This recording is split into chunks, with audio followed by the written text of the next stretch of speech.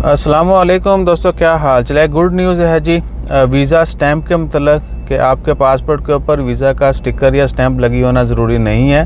उसके बगैर भी आप अपना रेजिडेंस कार्ड बना सकते हैं, या पहले से अगर आपका रेजिडेंस कार्ड बना हुआ है, वीज़ा रीन्यूअल के लिए भी आप दोबारा से ऑनलाइन अपना वीज़ा रीन्यू करके स्टैंप जो है अपना आईडी कार्ड, लेबर कार्ड वो रीन्यू करवा सकते हैं। तो पासपोर्ट के ऊपर स्टैंप जो है वो लाजमी नहीं है, वो अभी ऑप्शनल कर दी गई है। आप लगवाना चाहें तो लगवा सकते हैं, वरना उसके बगैर भी काम चल जाएगा। बेशक आपका फ्रेश वीज़ा है, ओमान में आए, आपका वीज़ा स्टैंप जो है पासपोर्ट के ऊपर नहीं लगा, आप आरओपी जाएंगे, अपना लेबर कार्ड बनाएंगे और फ्यूचर में जब आप रीन्यू करवाएंगे तो भी सेम सीन है, यानी बगैर स्टैंप करवाए आपका आईडी कार्ड जो है वो बन जाएगा।